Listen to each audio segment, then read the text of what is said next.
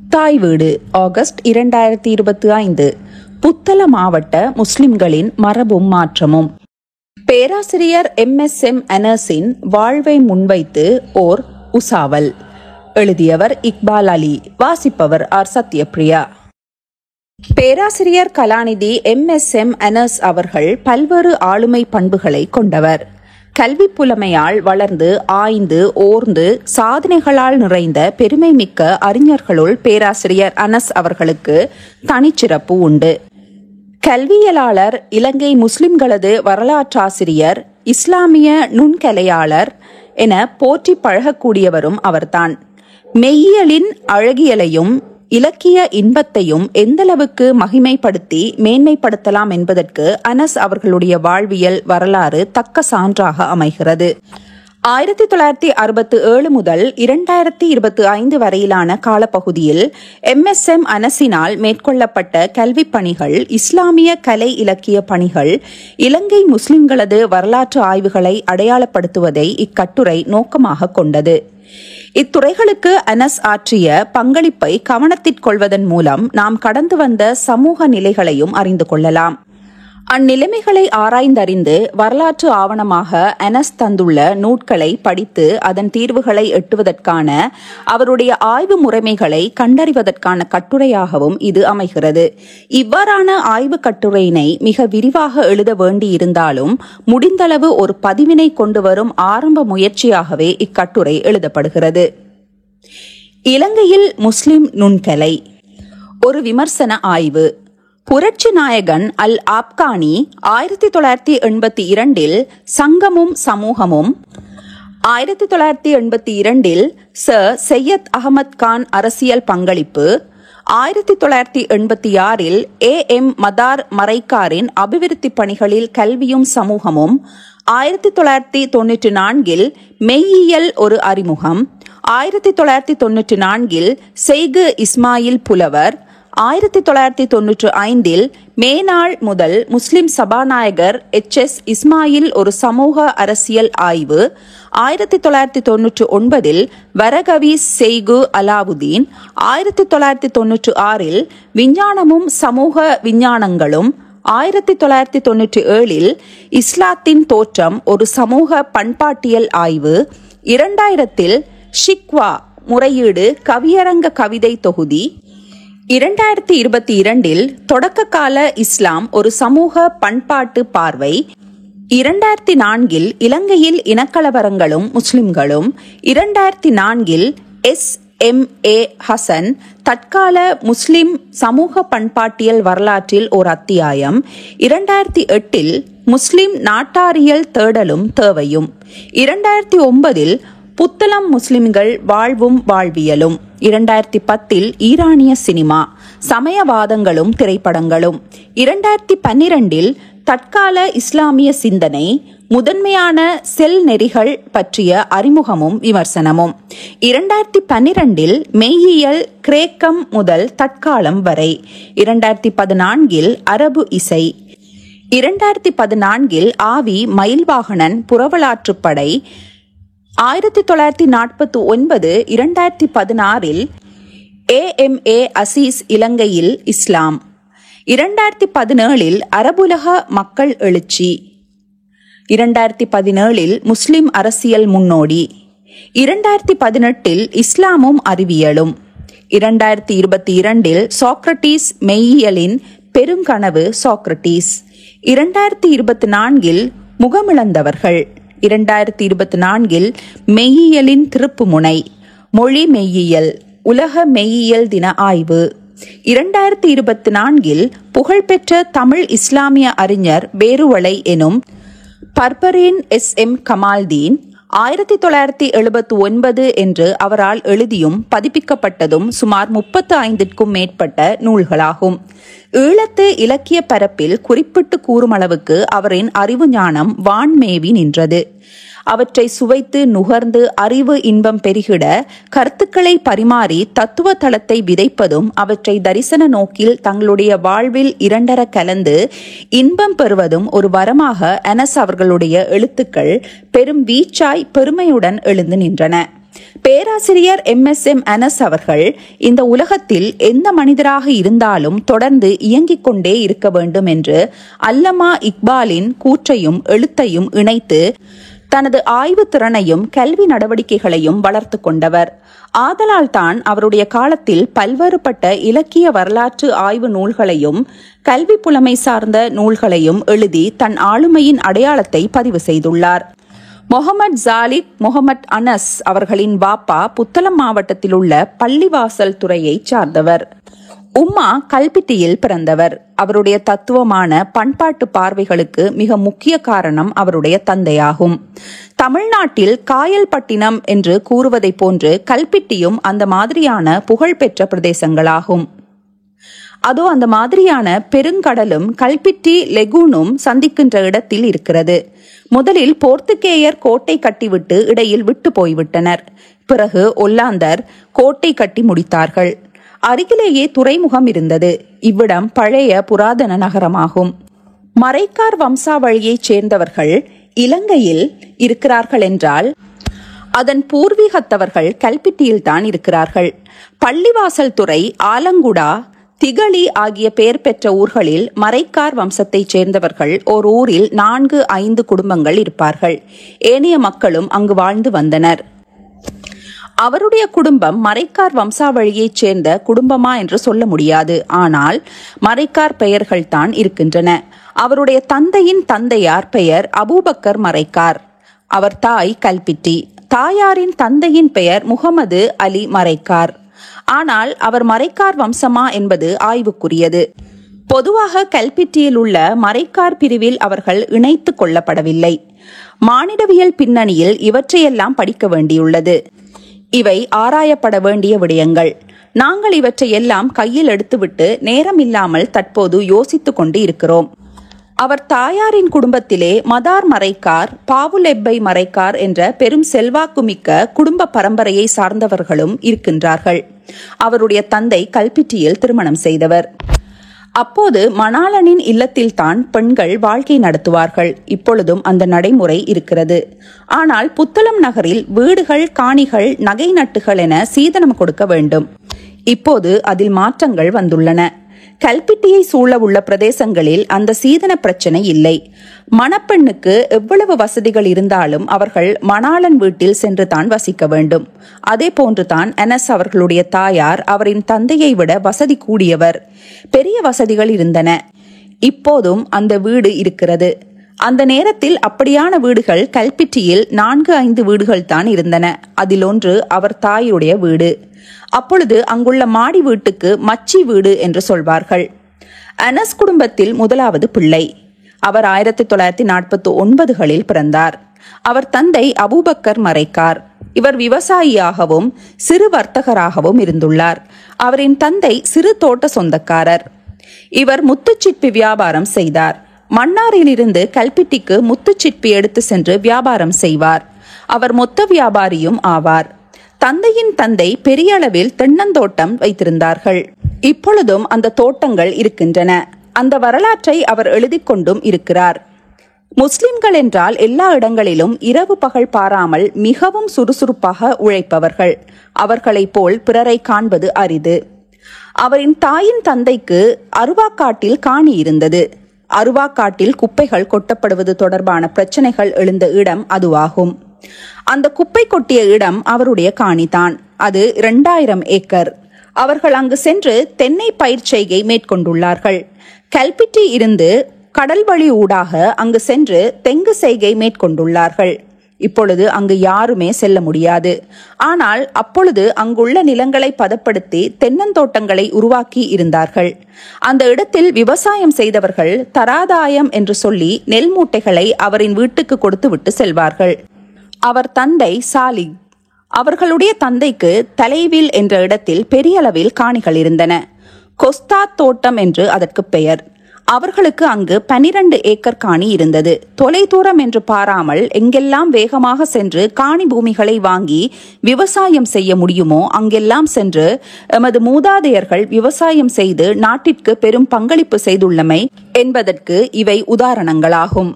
அவர் தந்தை பள்ளிவாசல் துறை பகுதியில் விதானையாக கடமையாற்றினார். அது 7-8 கிராமங்களை கொண்ட பிரதேசம். வெள்ளைக்காரர் காலத்தில் வழங்கப்பட்ட பதவியாகும். கண்டியின் வரலாற்றை இலகுவாக எழுதலாம். புத்தள வரலாற்றை எழுதுவது கடினம். கண்டி மன்னராட்சியின் கீழ்தான் கல்பிட்டி இருந்தது. மன்னர் அவ்வளவு தூரம் வந்து அந்த இடங்களை பார்க்க முடியாது. நாவட்காட்டுக்கு 2 தடவை மன்னர் வந்துவிட்டு சென்றதாக வரலாறு இருக்கிறது. வெள்ளைக்காரன் கோட்டையை கட்டியது கூட மன்னனால் தாக்கப்படுவோம் என்ற அச்சத்தினால்தான். கல்பிட்டி, கொட்டியாரம், மட்டக்களப்பு ஆகிய இந்த 3ம் தான் கண்டி மன்னரின் கீழ் இருந்த இடங்களாகும். ஏனைய துறைமுகங்கள் வெள்ளையரின் ஆட்சியின் கீழ் இருந்தன. வெள்ளையர்கள் ஒரு கட்டத்தில் மட்டக்களப்பையும் கைப்பற்றிவிட்டார்கள். ஆதலால் கண்டி மன்னருக்கு மிஞ்சிய பகுதி கல்பிட்டி, கொட்டியாரம் மட்டும்தான். உப்பு, கருவாடு, உடைகள், ஆயுதங்கள், தளவாடங்கள், உணவு வகைகளை இந்தியாவிலிருந்து கண்டி மன்னருக்கும் மற்றும் உள்நாட்டு மக்களுக்கும் இவர்கள்தான் கொண்டு வந்து கொடுப்பார்கள். பாக்கு போன்றவை இந்தியாவுக்கு கொண்டு செல்வார்கள். கல்பிட்டி ஒரு செழிப்பான பகுதி. அங்கு பெரிய களஞ்சிய சாலை இருந்தது. இடையில் புத்தளமும் இணைகிறது. புத்தளம் பெரிய பள்ளிவாசலுக்கு அருகில் சிறிய துறைமுகம் இருந்தது. அங்கு இருந்துதான் கல்பிட்டிக்கு பொருட்கள் கொண்டு செல்லப்படும். கல்பிட்டி கோட்டை இறங்கு துறைக்குள் அது இருக்கிறது. வெள்ளைக்காரர்கள் கோட்டையை பயன்படுத்தவில்லை. கொஞ்ச காலம் பாவனை செய்துவிட்டு அதில் உள்ள பெறுமதியான ஓடு, கூரை பொருட்கள் போன்றவற்றையெல்லாம் பிடுங்கி எடுத்துவிட்டு மொட்டையாக அவற்றை விட்டு சென்று விட்டார்கள். அதில் ஒரு சில கதவுகள் தான் எஞ்சியுள்ளன. அனஸ் அவர்களுடைய அப்பா அவர்களை கோட்டை மறைக்கார் என்று அழைப்பார்கள்.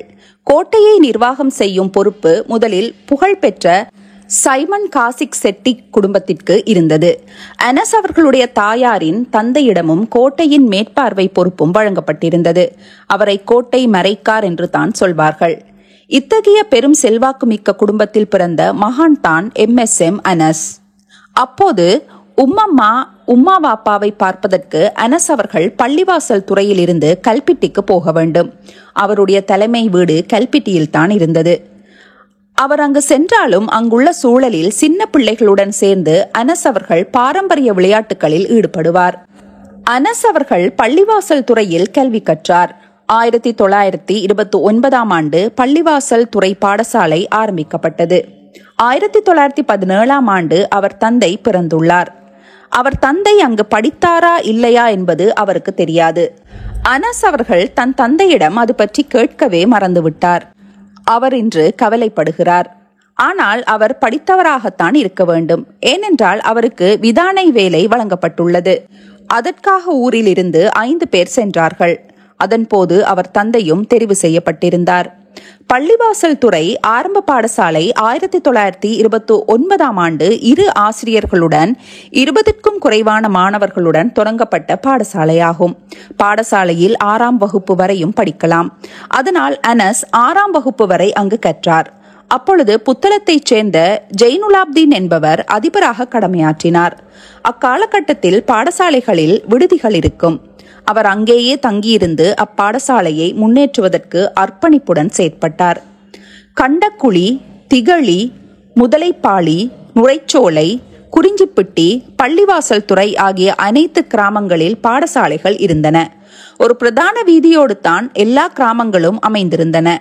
பெரிய படிப்பு என்றால் கல்பிட்டிக்குத்தான் செல்ல வேண்டும். ஒரே பஸ்ஸில் சென்றால் எல்லா கிராமங்களுக்கும் சென்று வரலாம். கிழக்கு மாகாணம் மாதிரியான இடம். தென்னந்தோப்பு சூழ்ந்த கிராமம். நம் நெஞ்சில் பல உணர்வலைகளை எழுப்பி மகிழ்விக்கும் இடம். அதன் பின் அவர் தந்தை கல்பிட்டி அல் அக்ஷா பாடசாலையில் அனஸ் அவர்களை சேர்த்து விட்டார். அங்கு அவர் 1967ஆம் ஆண்டு காபோத சாதாரண தரம் வரையிலும் கல்வி கற்றார்.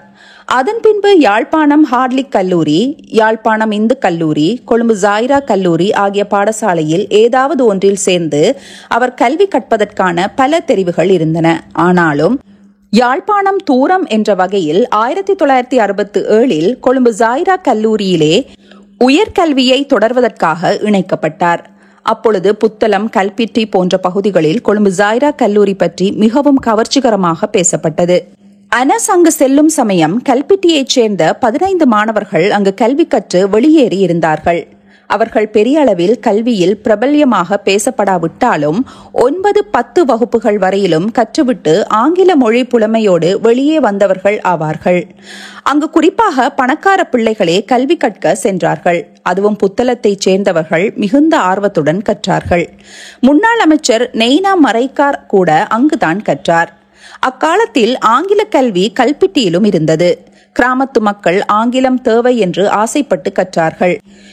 SWRD பண்டாரநாயக்கவின் ஆட்சி வரையிலும் இலங்கையில் உள்ள எல்லா கல்லூரிகளிலும் ஆங்கில மொழி மூலம் கல்வி போதிக்கப்பட்டன. கல்பிட்டி மக்கள் கல்வி விடயத்தில் தனித்துவமாக இயங்கினார்கள்.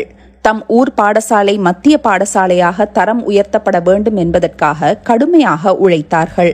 அப்பொழுது காலியில் இருந்து வந்த அப்துல் காதர் ஆசிரியர் அவர்கள் அப்பாடசாலையினை ஆங்கில மொழி மூல பாடசாலையாக மாற்றினார். அவரின் மூலம் கல்பிட்டி மாற்றம் கண்டது. எல்லோரும் ஆசிரியர்கள், எல்லோரும் அரச உத்தியோகஸ்தர்கள். கல்பிட்டி மக்களுக்கு கூலி தொழில் வாய்ப்பு இல்லை. பழைய கால வாழ்க்கை முறையிலான கலாச்சார சூழல் இல்லாமல் போய்விட்டது. இறங்குதுறைக்கு கப்பல்கள் வருவதில்லை. தவளத்தில் பொருட்கள் செல்வது இல்லை. அவைகள்தான் அவர்களுக்கு தெரிந்தவை. பொருளாதார நெருக்கடியால் தோட்டங்களை விற்பனை செய்தார்கள். மாற்றத்திற்கு பின் கல்விதான் பொருளாதாரம் என்று கருதினார்கள். அனஸ் கொழும்பு ஜாகிராவில் கல்வி கற்கும் போது அதிபர் மசூர் ஓய்வு பெற்றார். அதிபர் மசூர் அவர்களால் அப்பாடசாலையை தொடர்ந்து நிர்வகிக்க முடியாமல் போனது எனலாம்.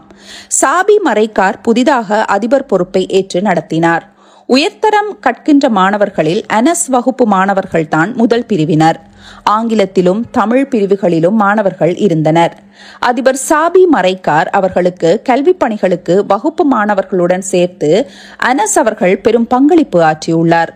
அதேபோன்று அங்கு அவருக்கு கற்பித்த ஆசிரியர்களான மேனாள் ஜாகிரா அதிபர் ஜிப்ரி, திருமதி பாலசுந்தரம் பிள்ளை, சிவப்பிரகாசம் ஆகிய ஆசிரியர்கள் மிக முக்கியமானவர்கள் ஆவர். இந்த ஆசிரியர்களை இன்னும் அவர் தன் மனதில் இருந்து மறக்கவில்லை. MSM அனஸ் 1968 காபோத உயர்தர பரீட்சைக்கு தோற்றினார். அப்பொழுது எல்லா பிரிவுகளில் இருந்து 15 பேர் அளவில் பல்கலைக்கழகம் தெரிவு செய்யப்பட்டனர். அது நீண்ட இடைவெளிக்கு பின் அப்படியான தொகை மாணவர்கள் பல்கலைக்கழகம் சென்றமை ஒரு பெரு விழாவாக கொண்டாடப்பட்டது. அதில் அனஸ் அவர்களும் பல்கலைக்கழகம் தெரிவு செய்யப்பட்டிருந்தார். அவை அதிபர் சாபி மரைக்கார் அவர்களுக்கு பெயரையும் புகழையும் ஈட்டிக் கொடுத்தது. பல்கலைக்கழகத்தில் முன்னணி மிக்க பேராசிரியர்களுக்கும் அனஸ் அவர்களுக்கும் இடையே உள்ள தொடர்பு குறிப்பிட்டு சொல்லத்தக்கதாக உள்ளது. பேராசிரியர் சு வித்யானந்தன், பேராசிரியர் வேலுப்பிள்ளை, பேராசிரியர் பூலோகசிங்கம், பேராசிரியர் கைலாசபதி, பேராசிரியர் சண்முகதாஸ், பேராசிரியர் அமீர் அலி, பேராசிரியர் சி தில்லைநாதன், பேராசிரியர் பாலகிருஷ்ணன், மெய்யியல் துறை ஆசான்களாக கலாநிதி சே வே காசிநாதன், பேராசிரியர் கிருஷ்ணராஜா உள்ளிட்ட பல புகழ்பெற்ற பேராசிரியர்களுடைய மாணவர் அனஸ் ஆவார். இந்த பேராசான்களுடைய தொடர்பை வலுவுள்ளதாக அனஸ் மாற்றிக்கொண்டார். இந்த ஆசிரியர்களிடம் கல்வியை கற்ற போதிலும் அவர்களுடைய நேசத்திற்குரிய மாணவனாகவும் அவர்கள் மனதில் இடம் பிடித்துக் கொண்டார்.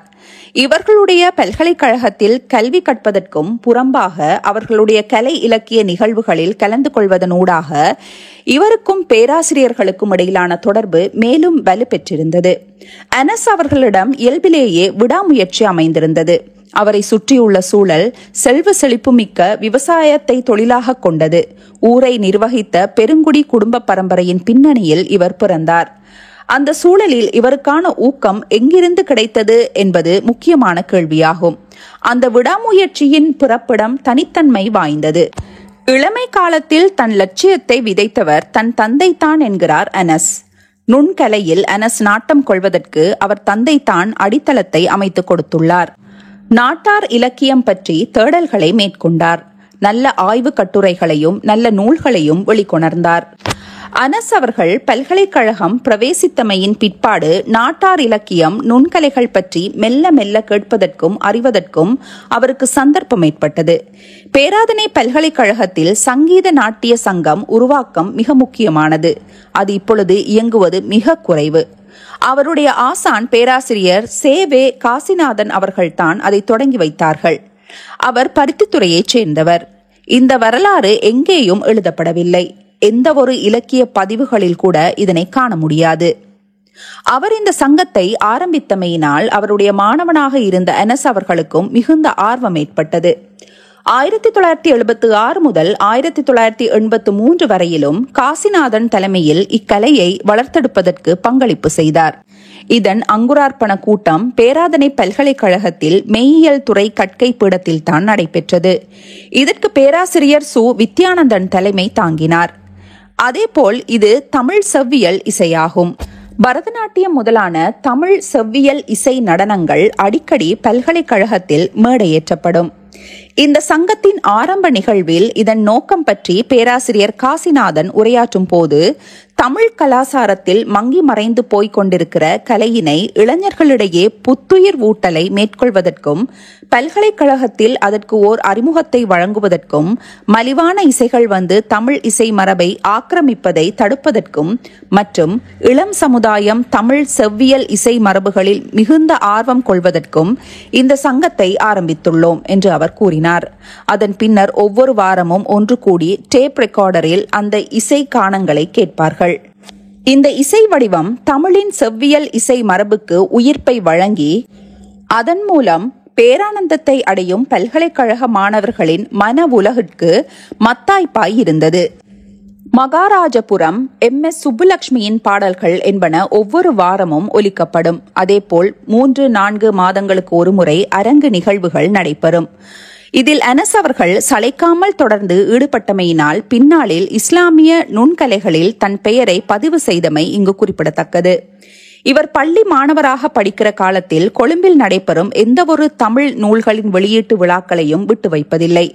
கொட்டாஞ்சேனை முதல் வெள்ளவத்தை, மருதானை போன்ற பகுதிகளில் தமிழ் முஸ்லிம் எழுத்தாளர்களுடைய நூல் வெளியீட்டு விழாக்கள், இலக்கிய நிகழ்வுகள், சங்கீத இசை நடனங்கள், நர்த்தன நிகழ்வுகள் ஆகிய சகல நிகழ்வுகளிலும் கலந்து கொள்வார். சங்கீத இசை நடனம் என்றால் அவற்றை கண்டுகளிக்க வேண்டும் என்பதற்காக பெரு அவாவுடன் எந்த இடமாக இருந்தாலும் சரி, வெகு தூரமானாலும் சரி, அங்கு சென்று அதனை நேரடியாக பார்த்து ரசித்து பேரானந்தம் அடைவார். அது மட்டுமல்ல, அவர் மாணவராக இருந்த காலத்தில் ஒரு தடவை ஒரு புத்தக வெளியீட்டு விழாவுக்கு சென்றிருந்தார். கையில் காசு இருக்கவில்லை. பஸ் பிரயாணத்திற்காக கடைசியாக வைத்திருந்த பணத்தை கொடுத்து புத்தகத்தை வாங்கிவிட்டு நடந்து வந்துள்ளார். அந்த புத்தகம் காசி ஆனந்தன் எழுதிய புத்தகம். இதன் மூலம் கலை இலக்கிய தொடர்பிலான ஆர்வத்தை அவர் இயல்பாகவே பெற்றுக்கொண்டார். புத்தகங்களை நிறைய வாசிக்க தொடங்கினார். இவையெல்லாம் நல்லதொரு ஆளுமை மிக்க கல்வியாளராக அவரை வெளிப்பட பயன்பட்டன. MSM அனஸ் ஆரம்பத்தில் பேராதனை பல்கலைக்கழகத்தில் மெய்யியல் துறையில் தற்காலிக விரிவுரையாளராக நியமனம் பெற்றார்.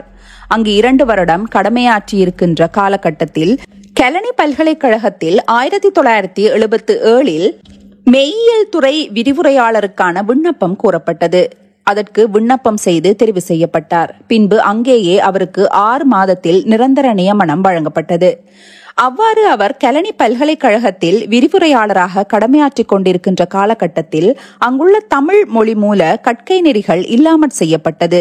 அது அப்போது சக்தி வாய்ந்த இனவாத நடவடிக்கைகளின் பின்னணியில் அரசியல் குழுவினர் அதை அகற்ற வேண்டும் என்று முனைந்தனர்.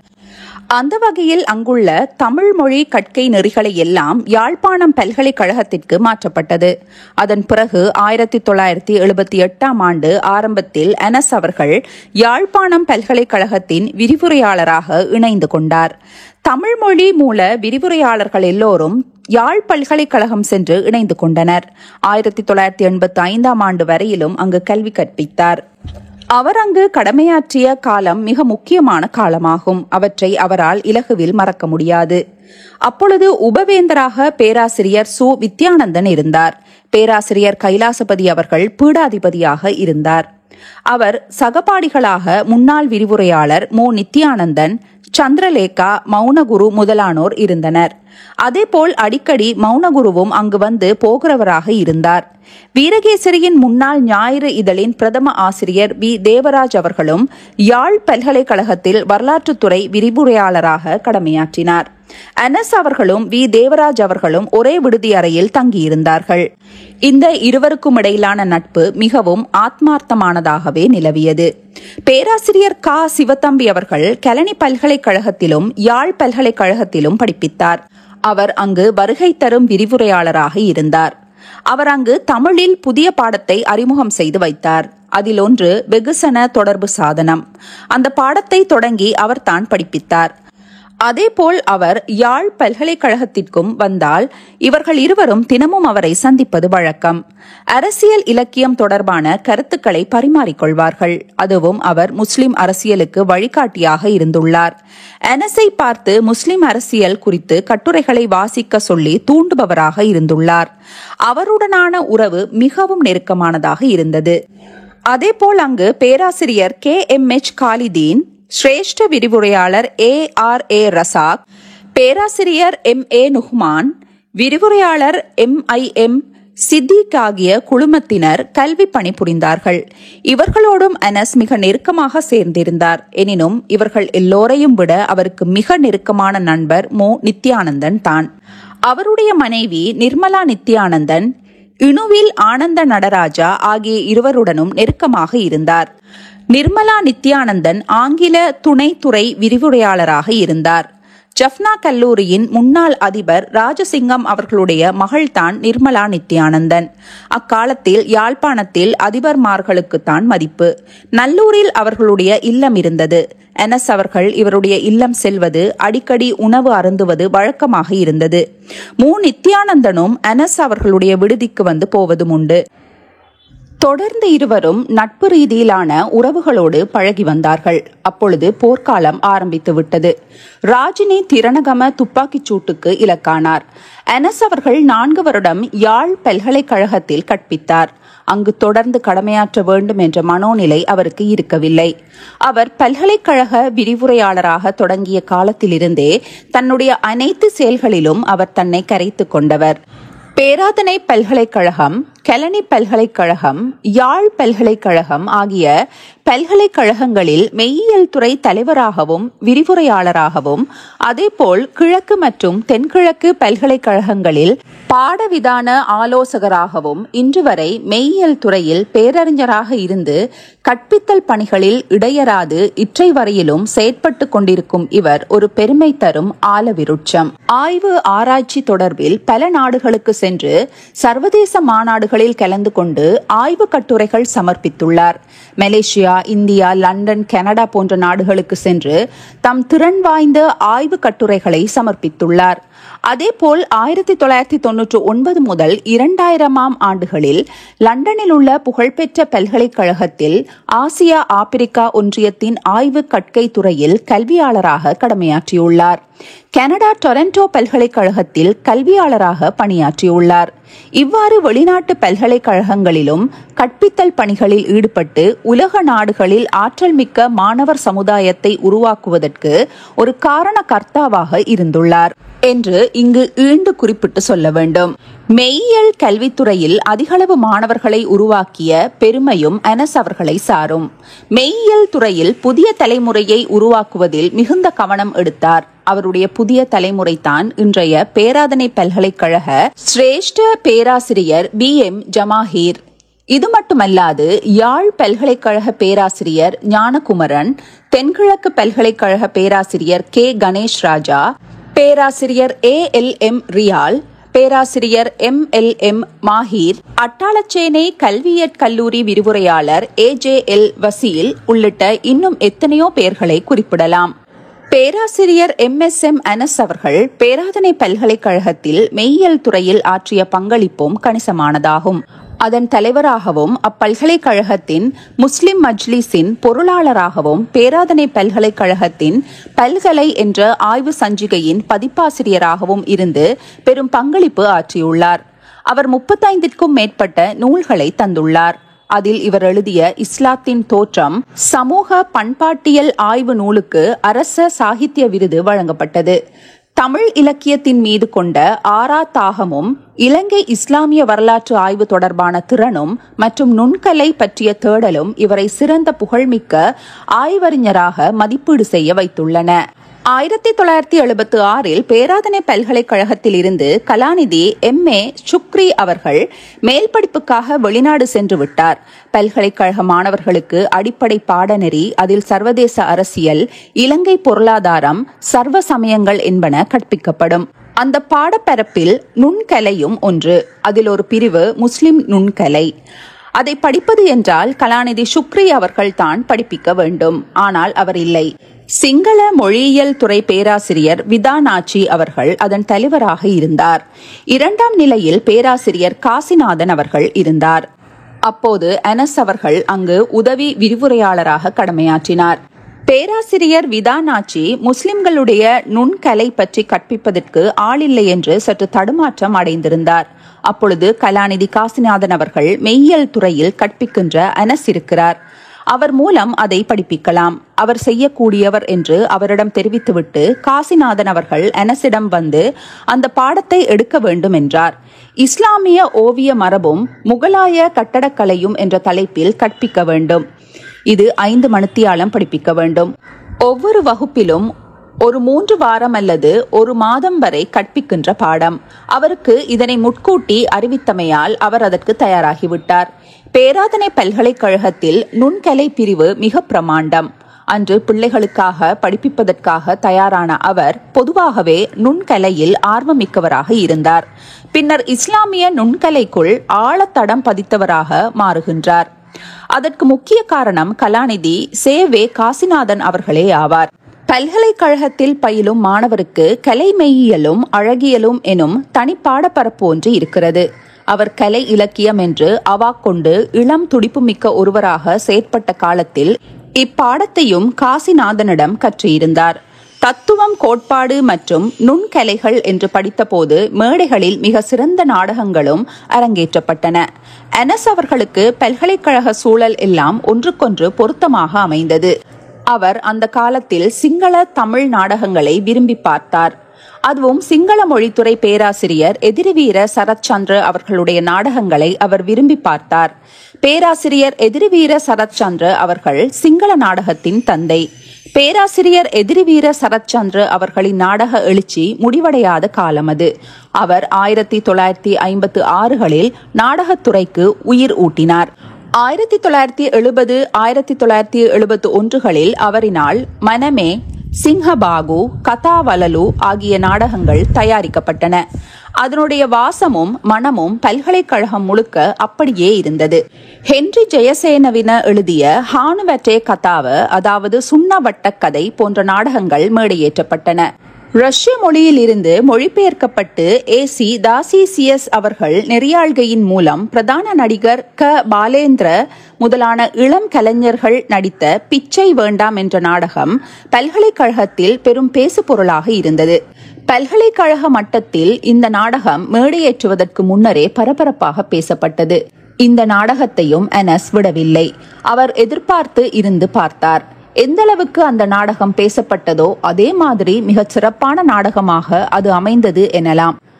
அதனைத் தொடர்ந்து பேராசிரியர் மௌனகுருவின் கந்தன் கருணை நாடகம், வி வைரமுத்துவின் மயான காண்டம் பல்கலைக்கழக நாடக அரங்குகளில் அரங்கேற்றம் செய்யப்பட்டது.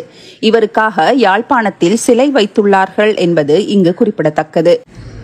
அதே நேரம் கொழும்பில் தமிழ் அவைக்காற்று கழகத்தின் மூலம் பல நாடக கலைஞர்கள் இணைந்து நடத்திய நாடக எழுச்சி காலம் தோற்றம் பெறுகிறது.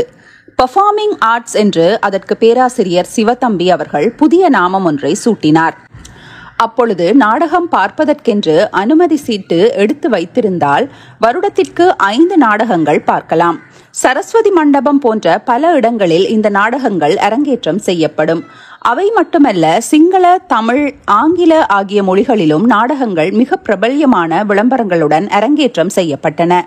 இவை பேராதனை பல்கலைக்கழகத்திலும் கொழும்பு தலைநகரிலும் மிக களை கட்டியிருந்தன. நாடகத்தின் மூலம் சமுதாயத்தின் பண்பாட்டு மரபினை உணர்ந்து கொள்ள அனஸ் அவர்களுக்கு அது ஒரு வாய்ப்பு இருந்தது. புதிய சிந்தனைகள், புத்தாக்கங்கள் அவருக்கு ஒரு தூண்டுதலாகவும் இருந்தது. இந்த அடிப்படையில் அனஸ் அவர்கள் நுண்கலை அறிவியலில் பயணிக்க, சிறப்பாக்க இந்த நாடக அரங்குகள் உதவி இருக்கலாம் என்று எண்ண தோன்றுகிறது. அனஸ் அவர்களுடைய இன்னும் ஒரு காத்திரமான செயற்பாடாக அரச நுண்கலை பிரிவில் செயலாற்றியமை. 2004களில் அரச இஸ்லாமிய நுண்கலை குழுவில் உறுப்பினராகவும் அனஸ் இருந்தார். அதன் தலைவராக ஆய்வறிஞர் SHM ஜெமீல் இருந்தார். 2015களில் அரச நுண்கலை குழுவில் உறுப்பினராக அனஸ் இருந்தார். அதேபோல் தென்கிழக்கு பல்கலைக்கழகத்தில் நுண்கலை பிரிவு ஒன்றை அமைப்பதற்கான முன்னோடி முயற்சிகளில் ஈடுபட்டவர்களில் அவரும் ஒருவர். அதற்காக செயற்திட்டத்தை வரைந்தவர் என்எஸ் அவர்களே. ஆனால் இன்னும் அது ஆரம்பிக்கப்படவில்லை என்பது ஒரு துரதிர்ஷ்டமான செய்தியாகும். ஆழ்ந்த அறிவு, பரபரப்பற்ற தன்மை, தன்னை சூழவுள்ள எதிலும் ஓர் ஒழுங்கமைதியை பேணும் செப்பம், தன்னை முனைவுபடுத்திக் கொள்ளாத அடக்கம், தத்தம் மாணவர்களை தட்டி கொடுத்து வளர்க்கிற பெருந்தன்மை, இவற்றின் கலவைதான் பேராசிரியர் MSM என்எஸ். அவர் கல்வித்துறையில் தொடங்கி புத்தள முஸ்லிம் மக்களின் வாழ்வியல் வரலாறு, இஸ்லாமிய நுண்கலை என்று பரிணாமம் பெற்று இன்று பன்முக ஆளுமையின் உச்சமாகவே தோன்றுகிறார். அவருடைய இலக்கிய நடவடிக்கையோடு எனக்கும் நெருங்கிய தொடர்பு உண்டு. அவருடன் இணைந்து பல இலக்கிய நடவடிக்கைகளில் நானும் ஈடுபட்டுள்ளேன். அன்று முதல் இன்று வரை அவருடைய ஆளுமை மிகவும் வசீகரமிக்கதாகவே காணப்படுகின்றது. அவருடன் இணைந்து அல்லாமா இக்பால் மாநாடு பற்றிய நிகழ்வுகளிலும் பங்கு பற்றியுள்ளேன். அவர் எழுதிய நூல்களின் வெளியீட்டு விழாக்களை நடத்துவதற்கும் ஓர் உந்து சக்தியாக இருந்துள்ளேன். என்எஸ் அவர்கள் ஆய்வறிஞராக மட்டுமன்றி ஓர் இலக்கிய செயற்பாட்டாளராகவும் இருந்துள்ளார் என்பவைகளுக்கு அப்பால் அவருடைய எழுத்துக்களும் பேச்சுக்களும் ஈழத்து இஸ்லாமிய நுண்கலையியல் மற்றும் ஈழத்து இஸ்லாமிய வரலாற்று ஆய்வியல் பெட்டகத்தை தட்டி திறக்கும் திறவுகோலாகவும் அமையும் என்றால் அது மிகையாகாது. நன்றி.